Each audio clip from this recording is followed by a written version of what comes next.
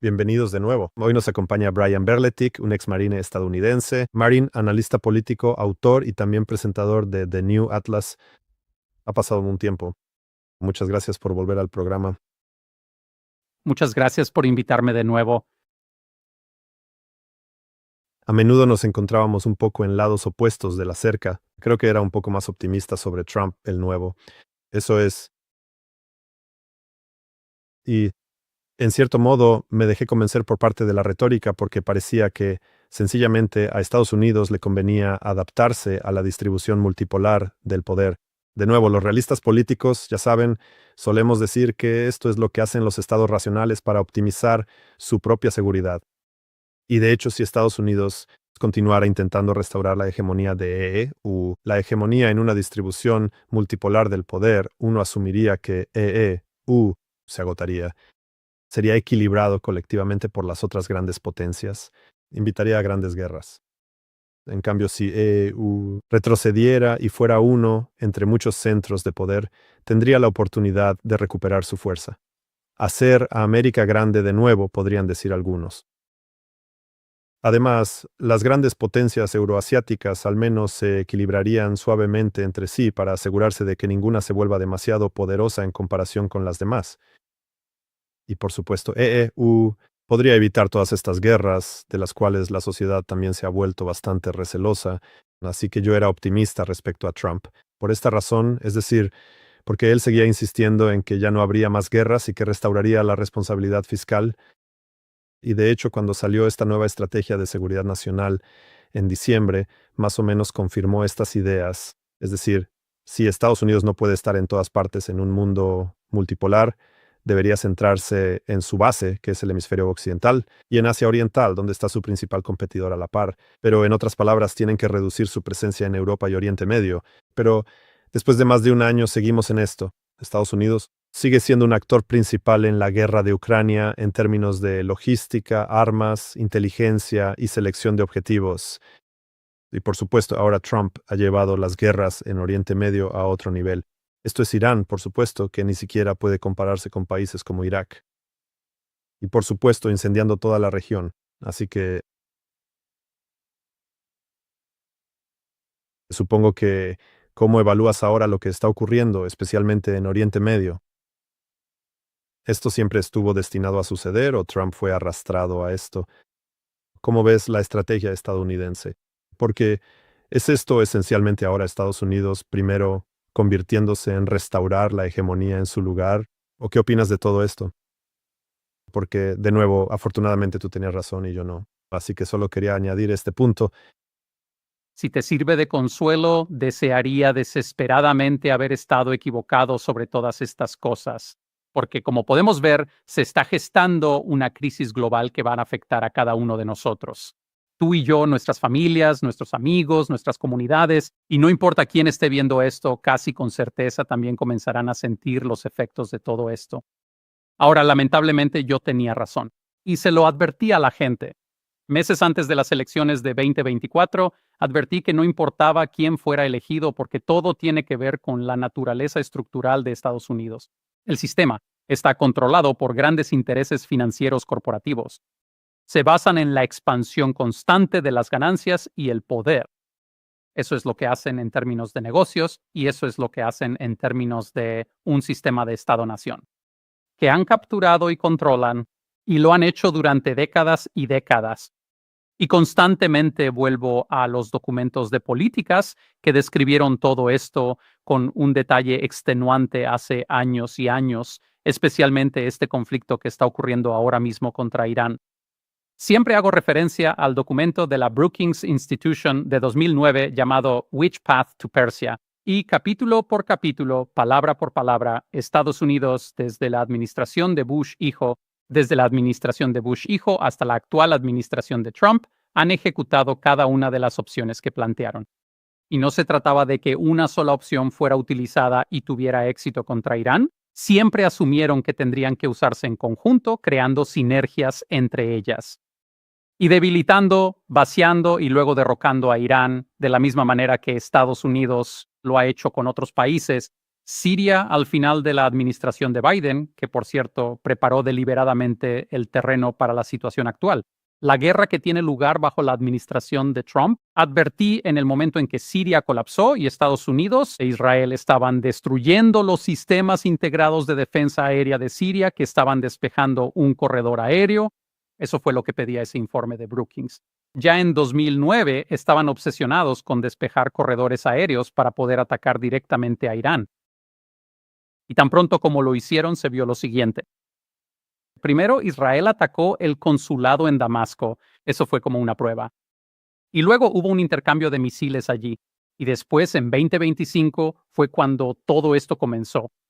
Y nuevamente, ese mismo documento de política, ya en 2009, hablaba de usar a Israel como un medio para provocar esta guerra, iniciarla desde el principio, hacer todas estas cosas para prepararla y luego usar a Israel como un medio para desencadenarla, de modo que absorbiera la mayor parte de la represalia y la culpa por el conflicto. De nuevo, solo quiero que la gente lo tenga muy presente. Eso fue ya en 2009. Y puedes ver a la actual administración de Trump, a los partidarios de Trump y a los medios occidentales utilizando exactamente esta técnica. Eso fue expuesto en este documento de política, el presidente Trump culpando a Israel por atacar la producción de energía, sitios en Irán. Esto es obviamente una operación conjunta entre Estados Unidos e Israel, pero están culpando a Israel tal como lo establecían los documentos de política. Así que comprender la realidad estructural y material de cómo opera Estados Unidos como nación, Estado o como un Estado capturado por intereses corporativos y financieros te dará una visión infinita de lo que hace y por qué lo hace. Y esencialmente es un enorme virus geopolítico que se expande por beneficio y poder, por lo que nunca, jamás podría aceptar un mundo multipolar, porque eso significaría limitar su necesidad constante de expandir poder y ganancias, lo cual es fundamentalmente contrario a su naturaleza y una imposibilidad. Mientras los intereses que dirigen a Estados Unidos sigan dirigiendo a Estados Unidos en este momento. Así que, lamentablemente, todo esto era inevitable. Por eso la gente puede simplemente volver a mis videos de hace años, donde advertía sobre todo esto. Y por eso ha sucedido de la manera en que ha sucedido, no porque yo pueda predecir el futuro, sino porque las corporaciones dirigen la política exterior e interna de Estados Unidos, llegan a un consenso utilizando estos documentos de políticas. Los documentos de políticas son tomados por abogados y convertidos en proyectos de ley, pero también por estrategas y transformados en planes de guerra en el Pentágono y en Washington. Y luego los medios corporativos venden esta política al público e intentan convencerlos de que los intereses corporativos también son intereses estadounidenses. Y por eso nunca termina, sin importar por quién votes. Porque en última instancia, todos estos políticos llegaron al poder en primer lugar gracias a enormes sumas de dinero de cabildeo y donaciones para campañas que provienen principalmente de grandes corporaciones y bloques enteros de industrias. Sí, esto es, bueno, supongo. Es importante ver esto en un contexto más amplio porque la geopolítica, como sabes, es como la geografía impacta la política. En la geopolítica, el enfoque principal siempre ha sido Eurasia, al menos desde los tiempos de Mackinder, y siempre han sido el centro de atención. Luego, sobre estos tres poderes principales, sobre los rusos, los chinos y el sur, por supuesto, los iraníes, y parece que hemos entrado en un nuevo juego, porque, como acabas de decir, ellos siempre buscan ciertas sinergias, ya sabes, si debilitamos a uno, podemos separarlos. Y sí, entonces, ya sabes, se puede ver en la planificación de la guerra que hay un esfuerzo por ver todo esto de manera conjunta y en este nuevo gran juego, sin embargo, vemos que hay algo muy diferente de lo que se vio en el siglo XIX o en el XX, que es la desesperación, la toma de riesgos, la disposición a involucrarse incluso en el autodaño, la disposición a desechar todas las reglas, esencialmente abrazar la anarquía total como vemos ahora con los mercados energéticos y la disposición a destruir la economía global. Esto es algo nuevo, aunque así se siente. Pero,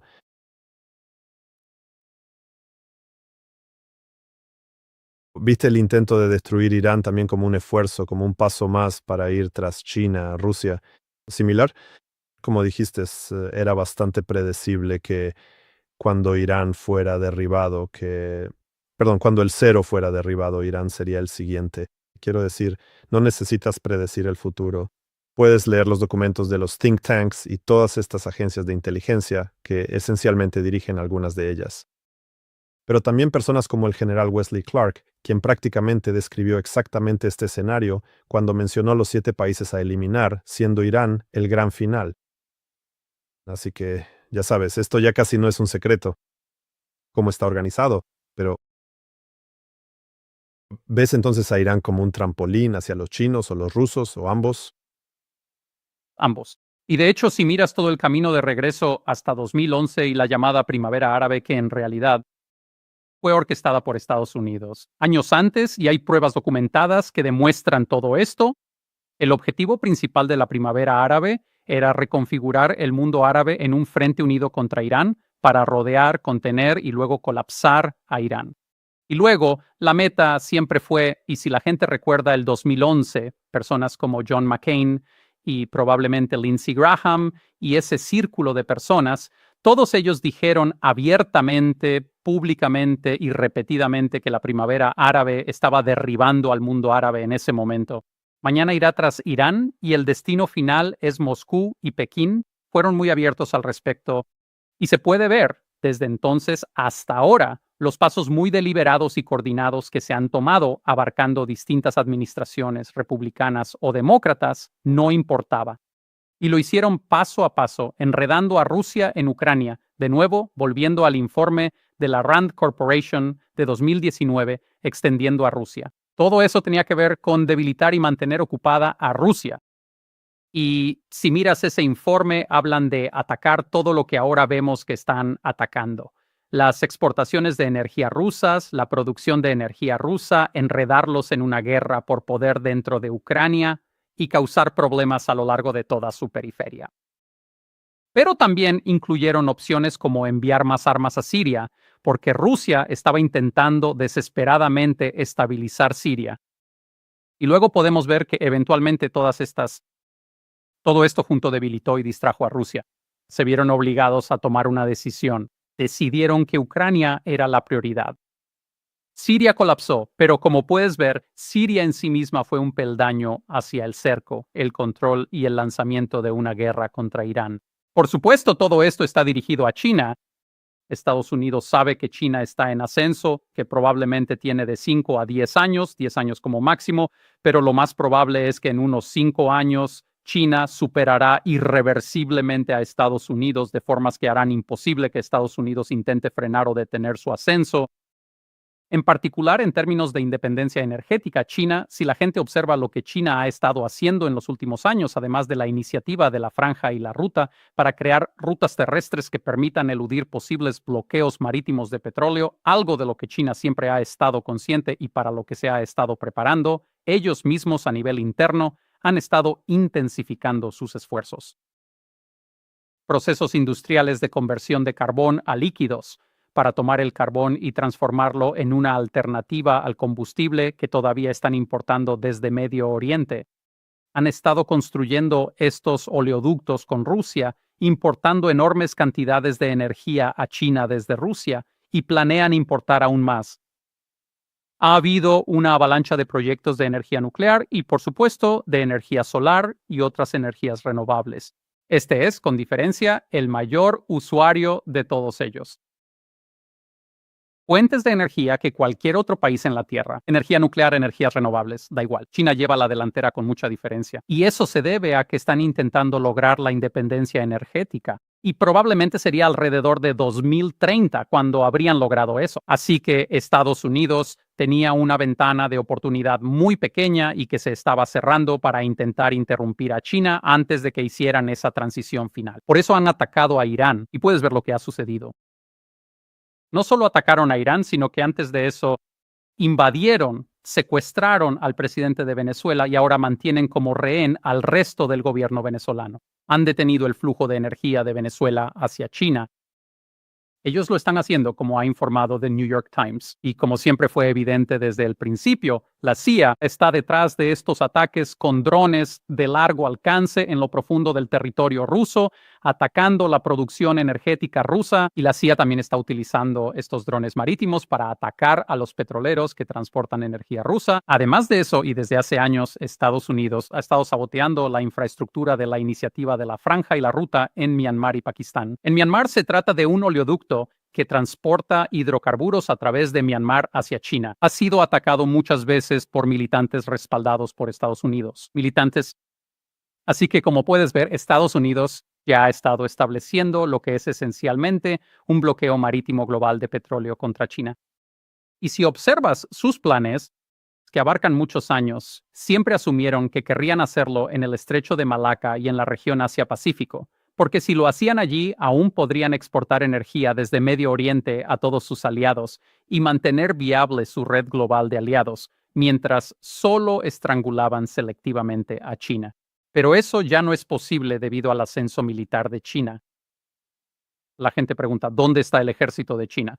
¿Por qué no están ayudando a Irán? Está en la región Asia-Pacífico, por eso Estados Unidos no puede estrangular a China en la región Asia-Pacífico. Y por eso han decidido, en vez de hacer eso, y debido a cosas de las que yo, tú y muchos otros hemos estado hablando en cuanto a Estados Unidos, su industria militar no puede producir la munición necesaria para su guerra global contra China. No tienen suministros para atacar Irán, presionar a Rusia y librar una guerra a gran escala contra China en el Pacífico, ya sea por medio de terceros o directamente. Así que, sinceramente, creo que lo que han hecho ahora es, en un intento de resolver dos problemas con una sola guerra, tratar de desestabilizar y derrocar a Irán y también crear las condiciones en la región, que finalmente empiecen a asfixiar las exportaciones desde Oriente Medio y luego cerrarlas por completo. Esto es lo último que diré sobre este tema. La gente dice que Irán está permitiendo que los petroleros pasen hacia China. Eso puede ser cierto. Pero como vemos, Estados Unidos e Israel han atacado la producción de energía en Irán porque eso va a afectar la energía que Irán puede exportar a China.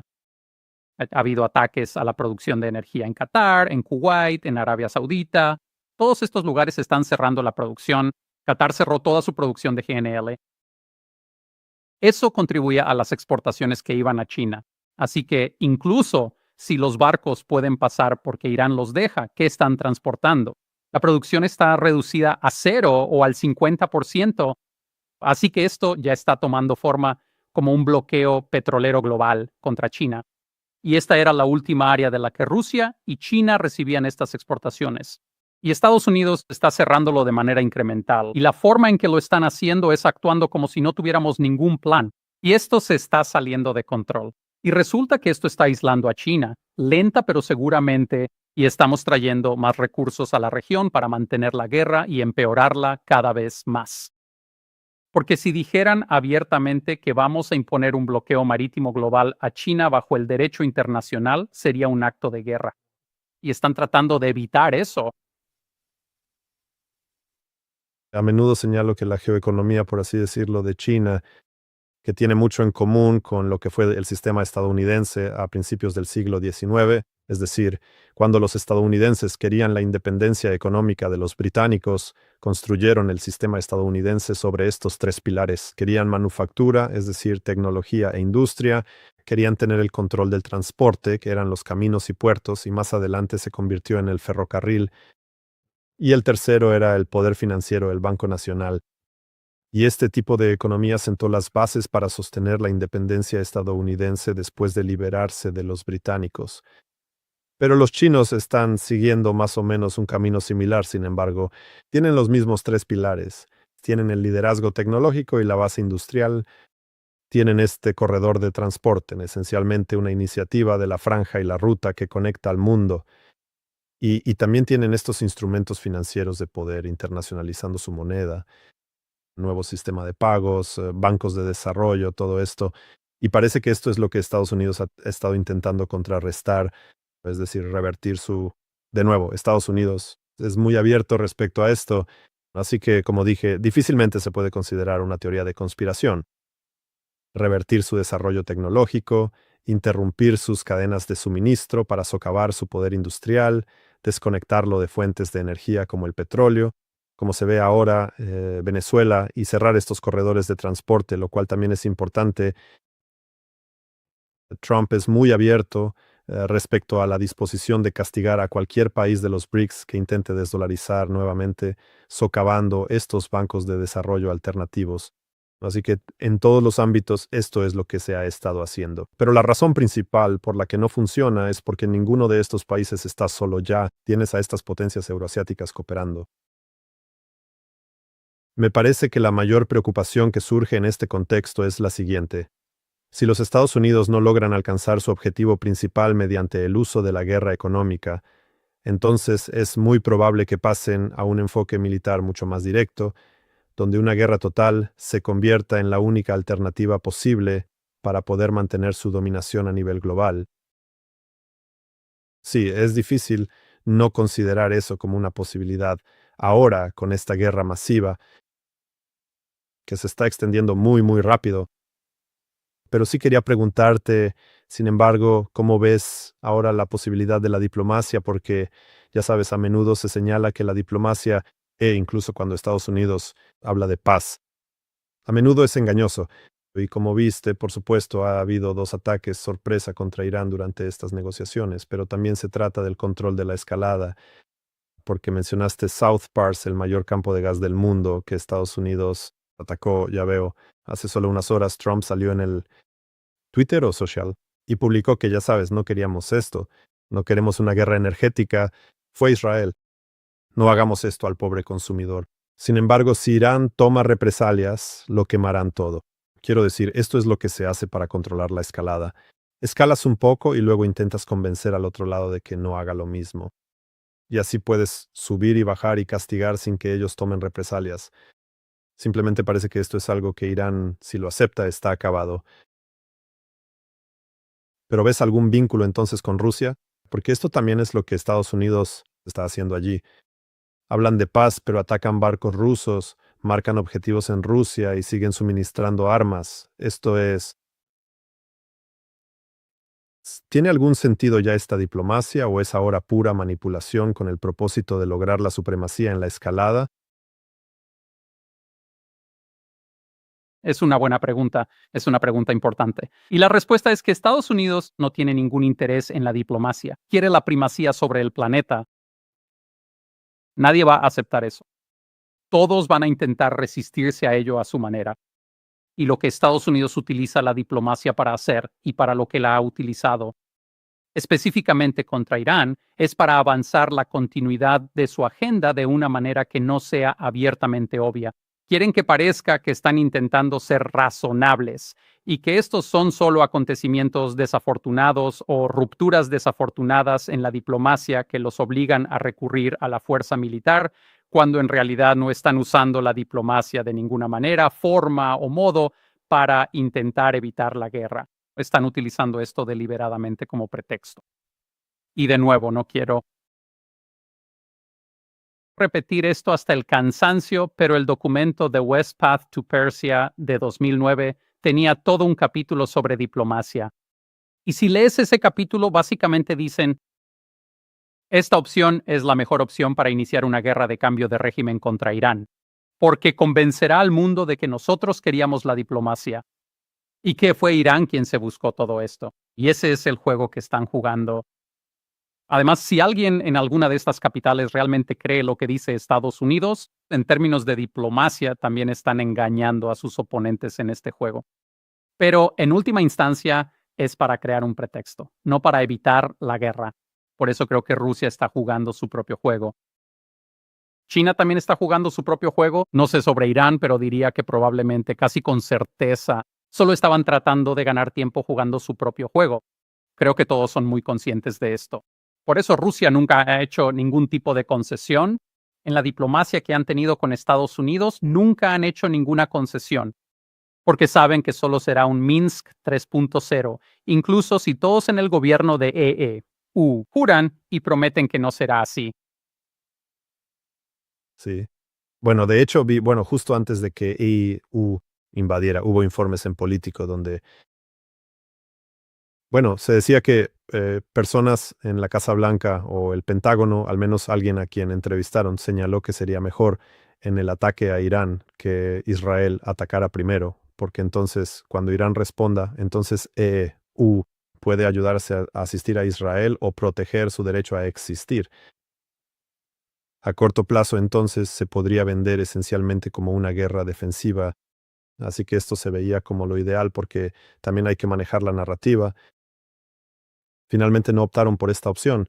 Probablemente podría haber sido mejor, pero quería cambiar un poco hacia temas más específicos.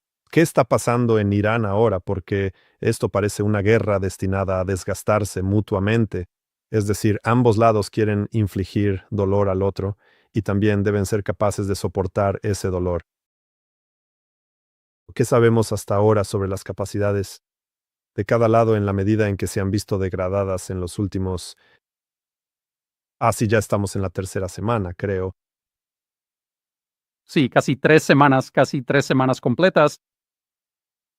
Así que esto es lo que Estados Unidos está haciendo. Intentaron un ataque muy rápido y abrumador, esperando que tal vez eso provocara una reacción en cadena y todo se desmoronara. Pero no creo que ni por asomo eso fuera posible.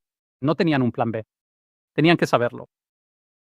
La defensa en mosaico es algo que se menciona en documentos de política a lo largo de décadas en Occidente y en Estados Unidos en particular. Específicamente. Así que tenían que saber cuán resiliente era el mando y control iraní, cuán descentralizado estaba. Ya libraron al menos una fase temprana de esta guerra. Yo conectaría la violencia del año pasado contra Irán con el conflicto que está teniendo lugar ahora mismo. Es una sola guerra de agresión que se está lanzando en fases, con breves pausas entre ellas, para reorganizarse, reagruparse y rearmarse. Así que tenían que saber eso. Y lo que están intentando hacer ahora es desgastar económicamente a Irán. Están empezando a golpear infraestructura que es esencial para la población civil de Irán. 93 millones de personas dependen de la exportación de hidrocarburos. La mitad de los ingresos del gobierno provienen de esas exportaciones. Y así Estados Unidos, al atacar eso y luego, por supuesto, culpar a Israel por ello, están amenazando el sustento de 93 millones de personas en Irán. No se trata solo de atacar al gobierno o al ejército, pero, de nuevo, sinceramente creo que esto también tiene que ver con cerrar el estrecho de Hormuz. Creo que una de las posibilidades de que esta unidad expedicionaria de la Marina se dirija ahora mismo al Medio Oriente desde la región Asia-Pacífico es participar en la interdicción de barcos que se les permite pasar por el estrecho de Hormuz. Creo que Estados Unidos al menos quiere tener la capacidad de hacer eso en la zona. Y esa es exactamente una de las capacidades que la unidad expedicionaria de la Marina le da a Estados Unidos. En esa región. Así que creo que quieren continuar la guerra, pero creo que quieren que siga saliéndose de control y muy gradualmente y de una manera aparentemente natural, simplemente cerrar todas las exportaciones de una forma u otra, destrucción mutua asegurada de la producción de energía de cada uno. Ya está sucediendo, ya está reduciendo la cantidad de exportaciones que van a China. Quieren derrocar al gobierno iraní. Eso es un requisito previo para aislar a Rusia y China y luego, eventualmente, trabajar sobre Rusia y China por separado, sin sus aliados y socios. Pero creo que también se trata de aislar a China, así que tenemos que estar atentos a eso. El problema que tiene Estados Unidos es que tienen una cantidad muy limitada de municiones antimisiles. Hemos estado hablando de esto durante años en relación con la guerra por poder contra Rusia y Ucrania. Incluso antes de que el conflicto en Ucrania comenzara en 2022 o se intensificara en 2022, ya había una escasez de misiles Patriot debido a Estados Unidos. La guerra por poder contra Yemen que se libra a través de Arabia Saudita. Arabia Saudita se estaba quedando sin misiles Patriot y Estados Unidos ya no podía suministrárselos en ese momento. Tuvieron que pedir prestado a sus vecinos y esa era la situación desde entonces. Imaginen lo grave que es ahora, con el conflicto en Yemen continuando, el conflicto del año pasado, la guerra de agresión que se lanzó alrededor del año pasado y ahora este año, están quedándose muy bajos de estos interceptores. Y se puede ver que Irán ha comenzado a espaciar sus lanzamientos de misiles cada día, alrededor de 20 o 30 lanzamientos diarios. No se han quedado sin misiles Todavía los están lanzando a un ritmo constante y más de ellos están logrando pasar. Entonces, ¿qué significa eso? Significa que las municiones de defensa aérea se están agotando y hay brechas en las defensas aéreas. Vimos a Irán destruyendo radares extremadamente valiosos, yo diría que casi prácticamente insustituibles para el sistema Chad. Creo que existen como 13 en total, y entre 3 y 5 de ellos ya han sido destruidos solo en estos combates. Así que eso es significativo. Así que Estados Unidos está luchando contra todo eso. Está trayendo todos estos aviones de guerra. Tiene buques navales que ya están alcanzando sus límites de mantenimiento o están a punto de hacerlo. Vemos al USS Ford retirándose esencialmente hacia Creta para ser reparado. Y dudo mucho que los daños que se describen en el USS Ford puedan ser reparados en esa instalación. Casi con toda seguridad tendrán que regresar a Estados Unidos para ser reparados. Así que eso es lo que están haciendo. Están sobreextendidos, quieren librar esta guerra global contra el multipolarismo, pero no tienen los recursos infinitos para hacerlo. El multipolarismo en sí mismo sigue creciendo, expandiéndose y fortaleciéndose. Y simplemente hay un punto de inflexión en el que Estados Unidos va a terminar exhausto, sobreextendido, como todos los imperios antes que él. Y tendremos que esperar y ver qué hacen entonces. ¿Qué harán? Tienen armas nucleares, algo que el Imperio Británico no tenía cuando llegó a sus límites. ¿Qué va a intentar hacer Estados Unidos en ese punto de inflexión? ¿Qué pasará si Irán realmente comienza a atrofiarse y colapsar porque sus propias capacidades militares se agotan? No lo sé. Es una situación muy peligrosa porque en última instancia todo está dirigido tanto a Rusia como a China, que son dos estados-nación armados con armas nucleares. Así que en realidad no hay una buena manera de que este conflicto se resuelva en este momento. En cuanto a las capacidades de Estados Unidos, mencionaste todos estos radares que están siendo destruidos. Varios de ellos han costado cientos de millones y, más importante aún, los recursos necesarios para construirlos. Por ejemplo, se necesita galio para fabricar esto y el 98 o 99% de la producción de galio ocurre en China, lo que significa que si Estados Unidos quiere continuar esta guerra avanzando hacia China, necesita la ayuda de China. Y bueno, uno ya ve los problemas, pero por supuesto es algo mucho más amplio. Parece que mucha gente en Estados Unidos está empezando a darse cuenta de los desafíos de no tener ninguno de estos minerales de tierras raras. Y si quieres artillería, misiles, también necesitas antimonio, de nuevo, o con China también. Y los chinos parecen haberse dado cuenta de esto y bueno, no han desmilitarizado a Estados Unidos, pero les gustaría hacerlo. Bueno, ponen límites y restricciones a estos minerales que pueden usarse para la guerra, dado que Estados Unidos, pues bien, su maquinaria de guerra obviamente también tiene a China en el punto de mira. ¿Qué nos dice todo esto sobre las intenciones de Estados Unidos y lo que él quiere hacer? Creo que eso resulta bastante obvio para cualquiera que lea todos estos documentos de política, especialmente los de centros de investigación como RAND. Pero ¿hasta qué punto crees que estas intenciones pueden cumplirse con las capacidades reales? Porque no creo que Estados Unidos probablemente haya planeado todas las dificultades que enfrenta ahora. Sí creo que desde Biden hasta Trump, cuando presumen de, ya sabes, cómo con el país más grande, el ejército más poderoso del mundo, podemos enfrentarnos a todos al mismo tiempo. Por cierto, casi una cita directa de Biden. ¿Sabes? ¿Hasta qué punto crees que sobreestimaron sus capacidades aquí? ¿Y qué pasa cuando se topan con una pared? Yo no creo que realmente hayan sobreestimado sus propias habilidades. Creo que entienden dónde están las deficiencias y creo que por eso estamos viendo lo que obviamente es un proceso muy apresurado. Ya ni siquiera intentan disfrazar nada de esto. Tienes a personas como el presidente Trump diciendo, vamos a tomar Cuba. ¿Quién habla así? Así habla un villano de película. No ves a líderes reales en el mundo real hablando así porque es tan descarado, tan inapropiado, tan obviamente ilegal y equivocado en todos los niveles. Pero ni siquiera están intentando ocultar lo que están haciendo, porque eso es exactamente lo que están haciendo. Simplemente están apoderándose de naciones. Están en guerra contra el multipolarismo.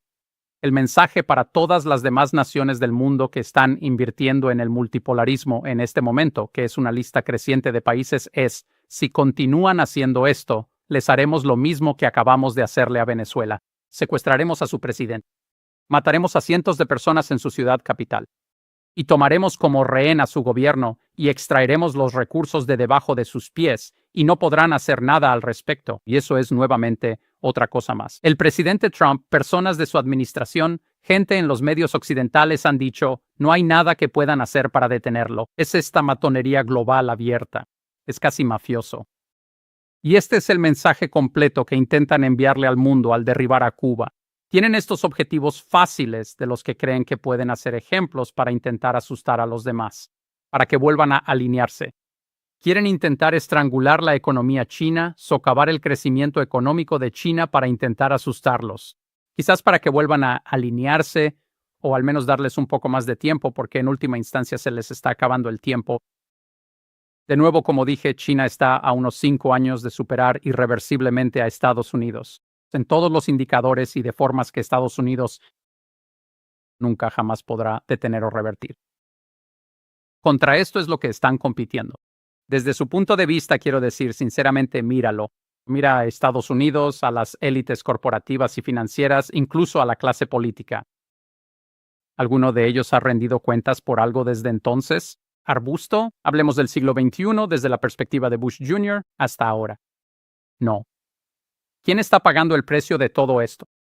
Por cierto, en Oriente Medio están matando a gente, entre ellos soldados estadounidenses. Ellos también están siendo asesinados en todo esto. Consumidores de todo el mundo. ¿Quiénes están viendo cómo suben los precios del combustible y posteriormente los precios de todo lo demás que depende del combustible? Son ellos quienes están pagando las consecuencias de esto. No son los Estados Unidos, ni Washington, ni Wall Street. Ellos no están pagando el precio. No le ven sentido. No estoy intentando esta última jugada desesperada para intentar reafirmar la primacía sobre el planeta. Y puede que incluso lleguen a creer, igual que durante la Segunda Guerra Mundial, podemos arrasar Eurasia en un conflicto gigantesco a escala continental, o incluso más allá de un conflicto continental. Podemos arrasarla y saldremos prácticamente intactos porque tenemos 2 océanos entre nosotros, igual que en la Segunda Guerra Mundial. Saldremos del otro lado después de que todos estén exhaustos por nuestras guerras y nuestras guerras por poder, y eso es lo que ellos piensan. Entonces tal vez tengamos una oportunidad de reafirmarnos. Quizás salgamos del otro lado de esto, más fuertes en relación, por ejemplo, a China. Es su única esperanza porque, tal como están las cosas ahora, China inevitablemente va a superar a Estados Unidos y a todo el occidente colectivo, y a menos que hagan algo drástico, no hay nada más que puedan hacer para detenerlo. ¿Cuánto tiempo crees entonces que podría durar esta guerra? Porque Trump señaló que empezarán a golpear más fuerte, pero al mismo tiempo también reconoce que ya no quedan muchos más objetivos militares por atacar. Así que si uno quiere escalar, puede hacerlo de otras maneras. Uno puede, por supuesto, ir contra la población civil, es decir, los hospitales, la infraestructura crítica, para presionar a la gente. Uno puede atacar, como vimos ahora, los campos de gas, el petróleo, para provocar una crisis energética, problemas económicos internos. También se pueden atacar las plantas nucleares. Vimos eso ahora con el ataque a Bushehr. La planta nuclear y este pequeño ataque nuclear, por supuesto, también podrían pasar a un ataque nuclear real. Así que, ¿qué significa ahora subir la escalera de la escalada, crees, para Estados Unidos? ¿Cuánto tiempo puede durar esto? Sí, al principio, los recursos con los que empezaron esta guerra de agresión contra Irán probablemente alcanzaban para 2 o 3 semanas. Podrían haber intensificado mucho las cosas de esa manera. Pero incluso se podía ver que quizás unos días o tal vez una semana antes de llegar a ese límite, ya estaban trayendo recursos adicionales. Ya estaban trayendo otro portaaviones. Estaban volando aviones de combate desde Estados Unidos hacia Europa y luego los llevaban a la región. Así que probablemente tienen recursos para que esto se prolongue 1 o 2 meses más, tal vez incluso más tiempo, a un ritmo muy intenso. Y por supuesto si sienten que han degradado las capacidades iraníes, pero simplemente no pueden.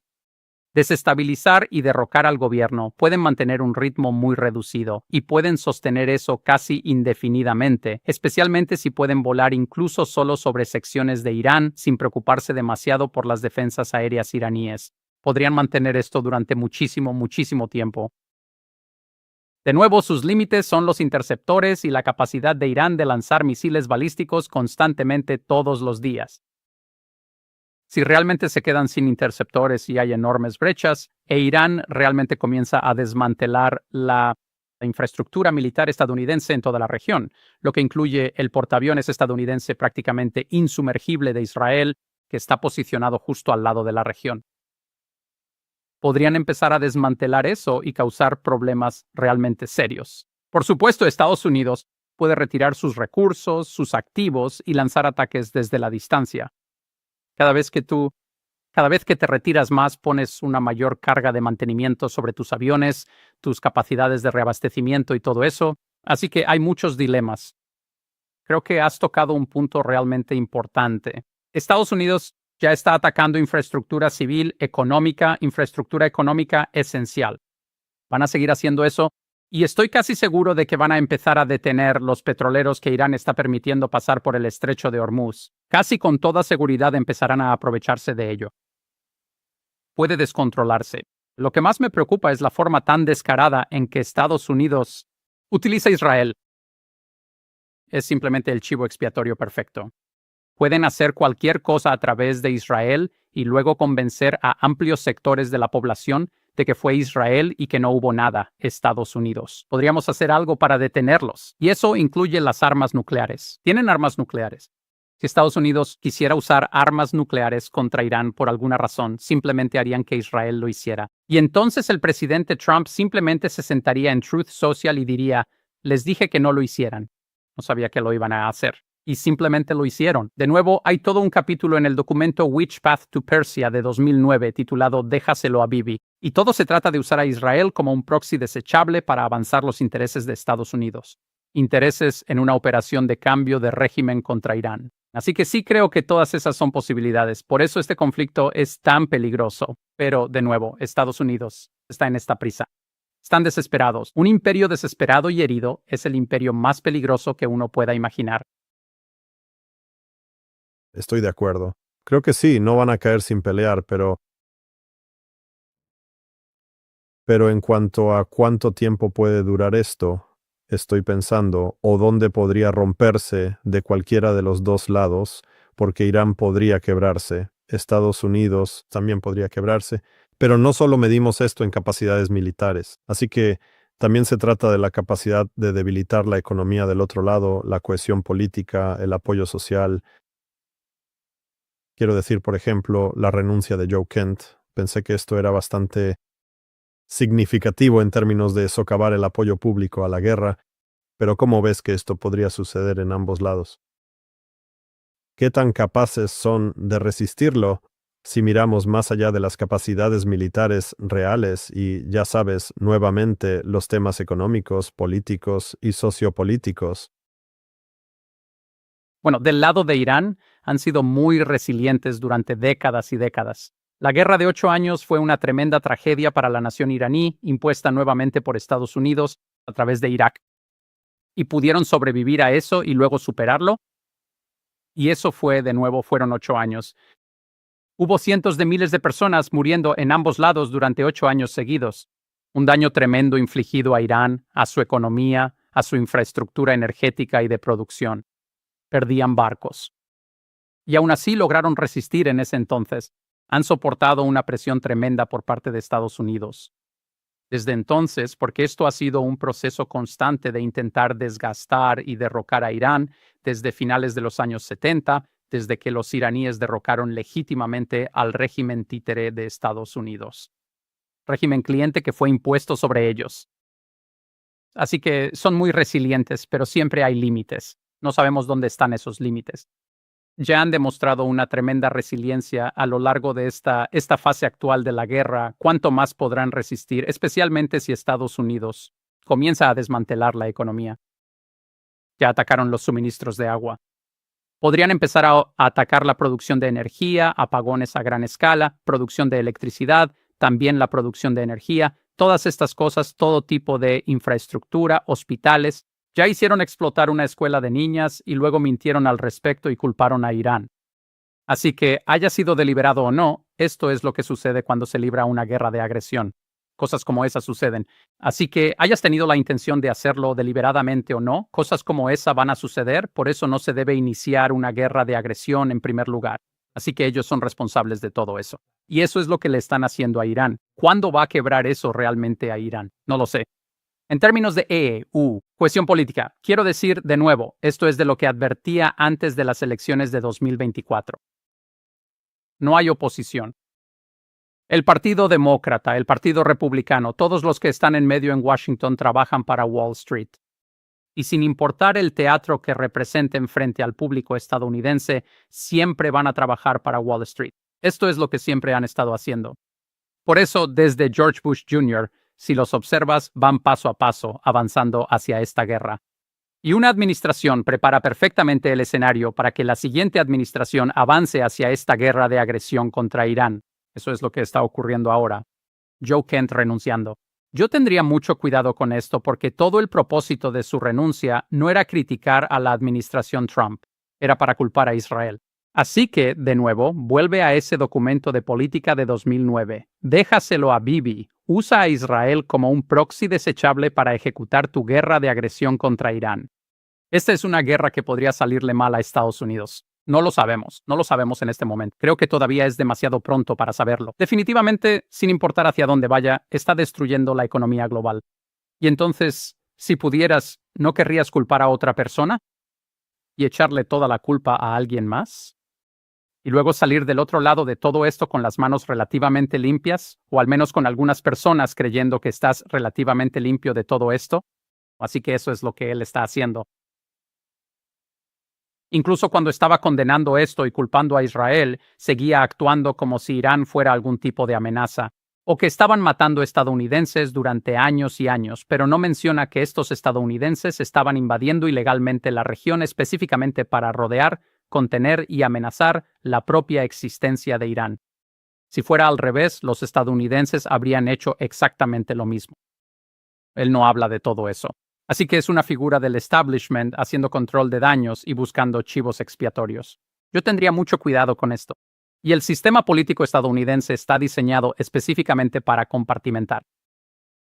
Control de daños, buscar chivos expiatorios, dividir, distraer y continuar con la agenda. Eso es para lo que está diseñado. Es muy bueno haciendo eso.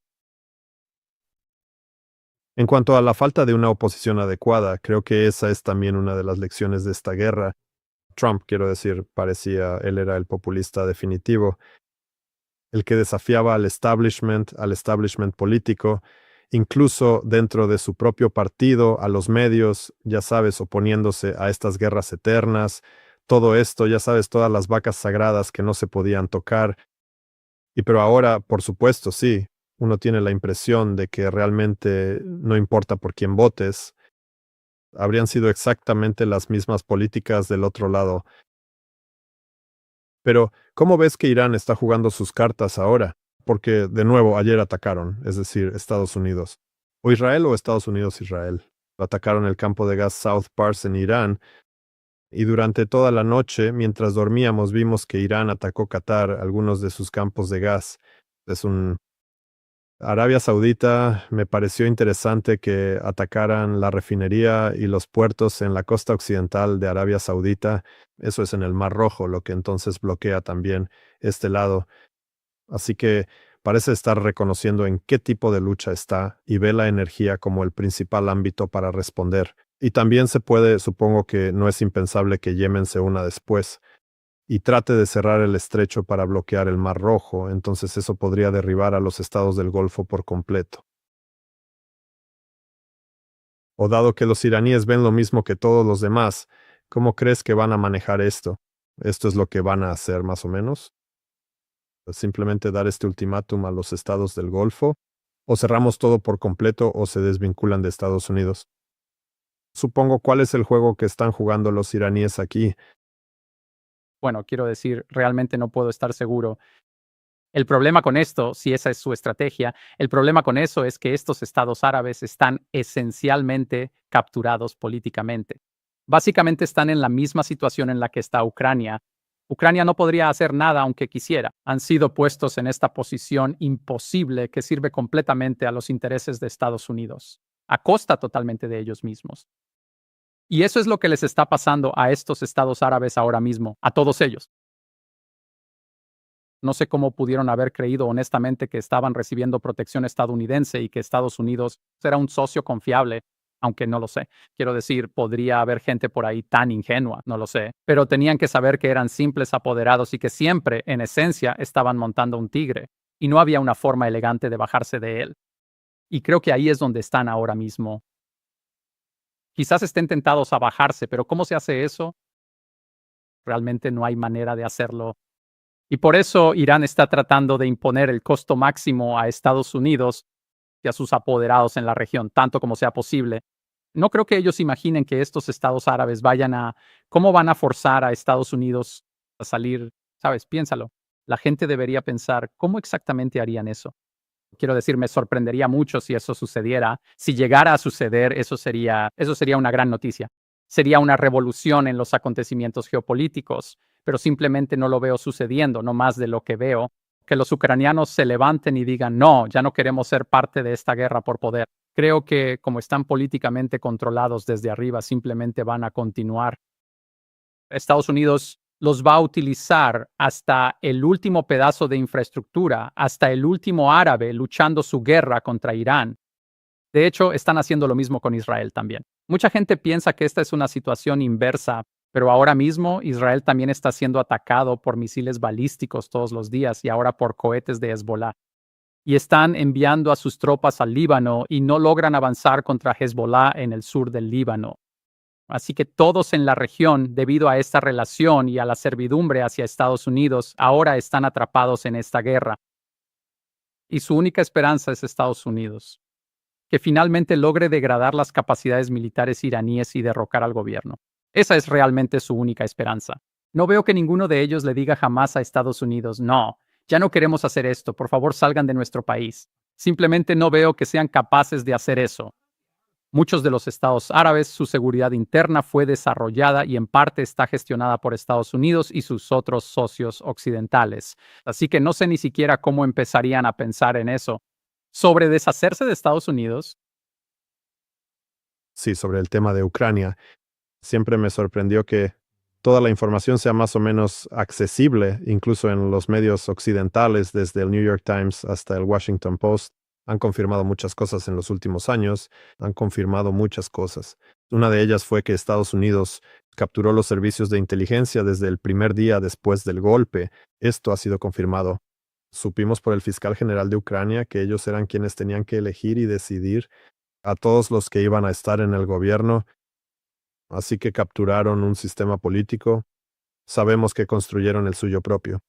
Fuerza militar, es decir, los grupos de extrema derecha que son entrenados y armados por los servicios de inteligencia estadounidenses, y no solo para luchar contra los disidentes como en Donbass, sino también para imponer un poder de veto en Kiev si alguna vez pensaran en hacer la paz.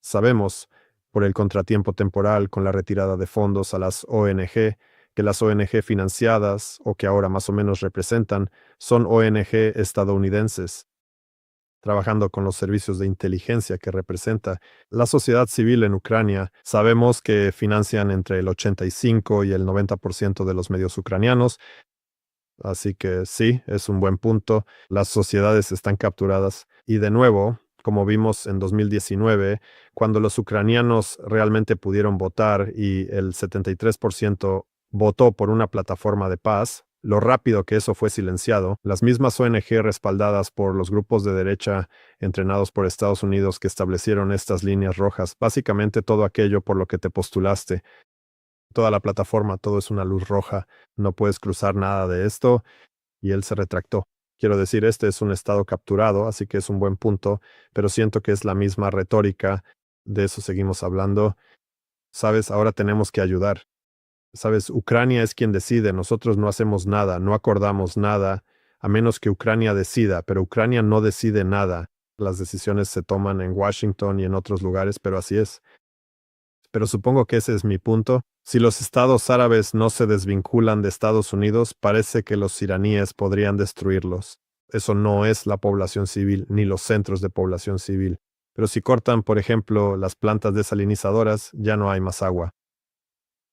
La mayoría de ellos vive en lo que es esencialmente un desierto, así que ¿es este el fin de los estados del Golfo? ¿O eso es?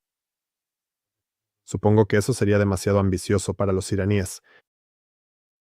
Hasta ahora los iraníes han estado respondiendo de la misma manera, así que no están haciendo esto por iniciativa propia al principio. Están respondiendo a lo que les están haciendo, pero casi con certeza deben saber que lo que les hacen se hace, sabiendo perfectamente que ellos van a responder de la misma manera. Y por supuesto, a Estados Unidos no le importa a nadie en el mundo árabe, ni siquiera en Israel. No les importa toda esa región. Todos son peones, todos son prescindibles. Igual que Ucrania, ¿alguien cree sinceramente que a EU le importa a alguien en Ucrania o algo sobre Ucrania, excepto por su utilidad? Y para avanzar los objetivos geopolíticos de EU frente a Rusia y, en este caso, frente a Irán, Rusia, China, todos están en una posición terrible porque están rodeados de peones que EU, en última instancia, considera prescindibles.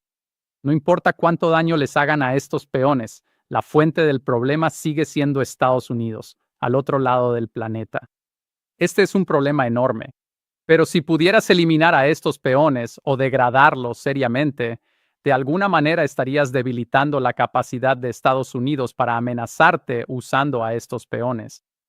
Cuanto más débiles y destruidos estén, más difícil será para EU usarlos contra la nación objetivo. Pero también, solo por la naturaleza de este conflicto, la cantidad de municiones que EU está consumiendo, no solo municiones antimisiles, sino también municiones de largo alcance y guiadas con precisión. Creo que recuerdas que hablé sobre la secuenciación estratégica y cómo EU estaba enviando armas a Ucrania que en realidad nunca iba a usar en una posible guerra. Iban a provocar a China y a la región Asia-Pacífico, pero las armas que están usando ahora contra Irán son absolutamente el tipo de armas que estaban reservando para una guerra, una posible guerra que querían provocar con China y la región Asia-Pacífico. Así que están agotando su inventario. No tienen manera de reponer estas reservas agotadas. Les tomará años y años. Han gastado años de misiles Tomahawk, misiles de crucero y JASM. Acaban de gastar años de producción en solo un par de días, en la fase inicial de esta operación. Así que de alguna manera Irán, simplemente sobreviviendo y absorbiendo todo esto y desgastando los inventarios de Estados Unidos, lo inhibe seriamente. Ahora mismo Estados Unidos está en esta guerra global de agresión, asesinato y secuestros. Simplemente está en una ola criminal global. No pueden hacer eso para siempre. Y cuanto más tiempo resista Irán, más debilitado estará Estados Unidos. Y los menos capaces, los CUO, podrá simplemente dirigirse al siguiente país objetivo y continuar con el impulso de esta racha en la que se encuentra ahora mismo. Yo diría que esto empezó al final de la administración Biden y luego se intensificó enormemente durante la administración Trump. Y de nuevo, siempre según lo planeado. Ataque al consulado iraní. Quiero decir, ese fue el comienzo de todo este proceso. Y si entiendes que todo este proceso está dirigido tanto a Rusia como a China al mismo tiempo que a Irán, entonces puedes comprender lo serio que es esto. Podemos ver cuán grave es el conflicto al que todo esto ha conducido. Y ellos lo sabían. Sabían que esto iba a llevar a esto. Y aún así lo hicieron. Así que al final del día se están agotando a sí mismos. Y están limitando su capacidad de maniobrar desde aquí, sin importar cuál sea el resultado con Irán, para amenazar a cualquier otro en cualquier otro lugar, si es que hay un lado positivo.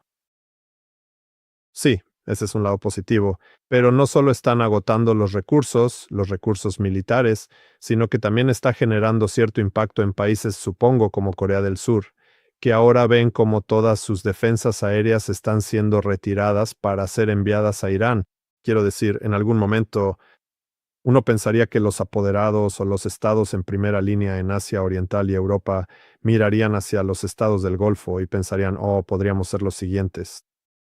Pero de nuevo, esto podría ser demasiado optimista. Veo que aquí en Escandinavia, ahora, después de haber sido neutrales o semineutrales, o al menos de haber gestionado la competencia en materia de seguridad con cautela durante todas estas décadas, ahora están abriendo bases militares estadounidenses y adoptando con mucho entusiasmo el papel de estados en primera línea, incluso cuando están aterrados por el comportamiento errático de Trump. Así que deberían mirar a Ucrania o a los estados del Golfo y preguntarse, ¿vamos a ser nosotros los próximos estados en primera línea para luchar por el imperio? Pero eso no parece estar ocurriendo, al menos no todavía. Pero sí, como dijiste, si esto continúa durante un periodo de tiempo más largo, tal vez alguien empiece a cuestionar algunas de las suposiciones que hasta ahora no se ha permitido cuestionar. Bueno, en fin, ¿algún comentario final antes de que terminemos? Sí, de hecho, respecto a eso, respecto a Corea del Sur, ¿sabes? Corea del Sur realmente no necesita esos interceptores. ¿De quién están realmente preocupados de que los ataque de repente? Nadie. Nadie va a atacar jamás a Corea del Sur.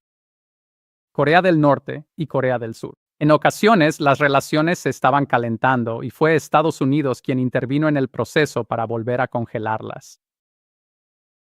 Corea del Sur y China hacen enormes cantidades de negocios y eso es todo lo que China quiere hacer con Corea del Sur, hacer negocios con Corea del Sur.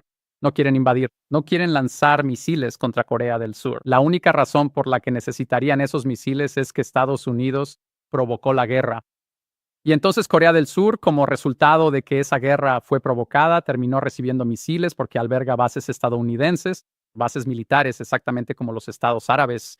Y desafortunadamente, ya sean los estados árabes, Ucrania, Corea del Sur, Japón, Filipinas recientemente, no estás hablando de Europa del Norte. Todos estos están políticamente capturados. Los niveles más altos del gobierno han sido capturados. Trabajan para Washington con gusto. Saben que están aislados de las consecuencias de todo esto. Harán teatro para que parezca que están velando por tus mejores intereses. Si la gente empieza a ver a través de esto, y en última instancia creo que eso es lo que se va a necesitar, va a requerir una combinación de personas dentro de estos países despertando a esto, dándose cuenta de que su sistema político ni siquiera está roto. Es un sistema de control, no de autodeterminación. Y entonces deben decidir o a cómo cambiamos eso, pero también que el multipolarismo continúe fortaleciéndose más rápido de lo que Estados Unidos es capaz de destruirlo. Y mientras observamos Estados Unidos, se está agotando gravemente. En estas guerras de agresión, una tras otra, múltiples guerras al mismo tiempo, en algún momento habrá un punto de inflexión donde sí, el mundo multipolar podrá desarrollarse más rápido que Estados Unidos. Podemos destruirlo, pero todos tenemos que hacer lo posible para que la gente tome conciencia de ello. Eso es lo que está pasando. No nos enfoquemos miopemente solo en Irán, o solo en Ucrania, o solo en Venezuela y Cuba. Estados Unidos está en guerra a nivel global contra el multipolarismo para mantener su unipolaridad. Así que tenemos que darnos cuenta de eso, exponerlo, despertar a otras personas y empezar a pensar en qué podemos hacer para asegurarlo. El multipolarismo, un equilibrio justo de poder en todo el mundo, prevalece sobre este orden mundial unipolar abusivo y claramente fuera de control. Uno pensaría que Corea del Sur sería consciente de esto. Tras la Segunda Guerra Mundial, en 1956, la Unión Soviética y Japón estuvieron muy cerca de alcanzar la paz al firmar una declaración conjunta y así resolver su disputa territorial. Es interesante respecto a lo que dijiste. ¿Qué pasa si las relaciones son más cordiales? Y entré en pánico ante la posibilidad de que estallara un conflicto bélico, porque si se alcanza la paz, es decir, si los soviéticos y los japoneses firman la paz, eso ocurrirá en 1956. Eso socava los cimientos de la hegemonía, porque si eres una potencia hegemónica, necesitas sistemas de alianzas. Si no hay tensiones, entonces no se puede contener al adversario y tu aliado no permanecerá leal. Así que necesitas mantener una tensión latente, aunque bajo control, por supuesto. De lo contrario, Japón empezaría a ejercer cierta autonomía, a pensar por sí mismo, y la Unión Soviética no tendría el mismo control en el Pacífico. Así que es una situación que hemos visto muchas veces antes, y sin embargo nos sorprende cuando la volvemos a ver. Muchas gracias por tomarse el tiempo. Muchas gracias por invitarme.